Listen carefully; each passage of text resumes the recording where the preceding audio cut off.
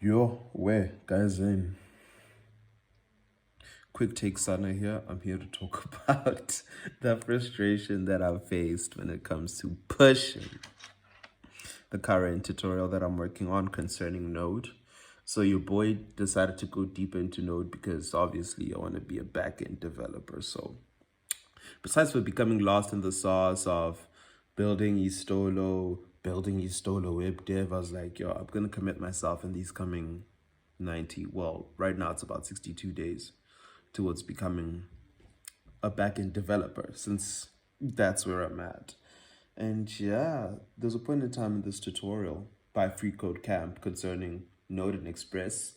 Not that I don't know anything about Node and Express, but yeah, I noticed that Free Code Camp has a way of just, yeah, it gives you a step-by-step process on how to do certain things, but you never really understand it as well as when someone explains it. Or let me just say for me personally. So I'm watching this tutorial by John Smilga via Free Code Camp.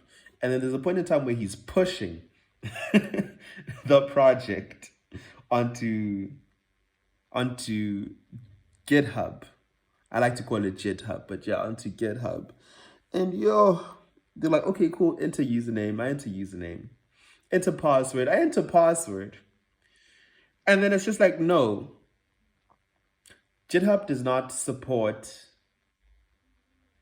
Let me just even show you the message since it's pretty fresh. I was struggling with it since yesterday. Here it is. Nope. Let's just go a little higher. You see?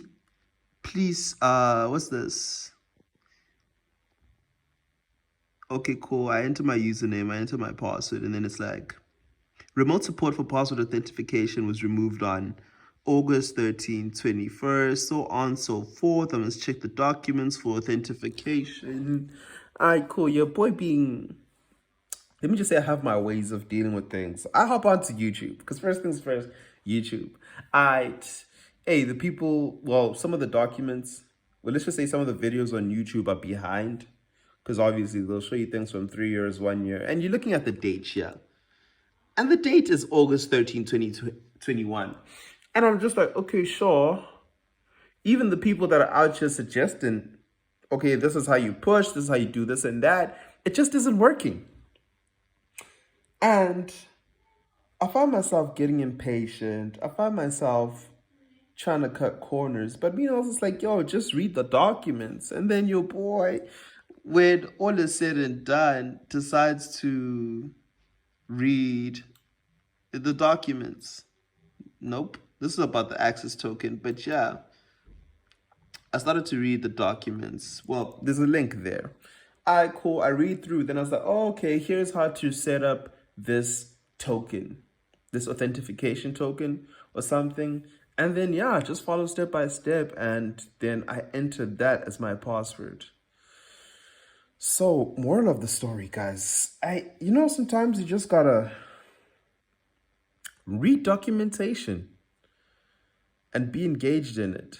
So it took me a bit of emotional maturity to get to that point of being like, okay, sharp, I'll follow through with this tutorial. Yes, I've learned some good stuff on Git, the difference between Git and GitHub. I mean, Git and GitHub and so on and so forth. But, there are some things that you have to learn by yourself, especially when certain information becomes outdated or it changes slightly, or if you're using a different operating system. As I've noticed, I'm using Linux, Ubuntu, yeah.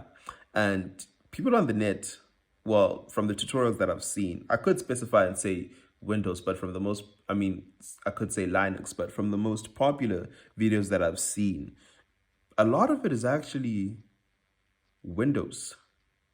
Even John Smilga, right, from the Free Code Camp tutorial that I'm following, he's using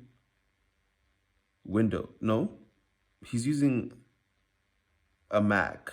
So, things kind of do differ in that regard. So, Yeah, that's a valuable lesson learned, guys. And aim of the game is to just now, hey, push these projects and push them. Cause I noticed that, hey, man, at the end of the day, best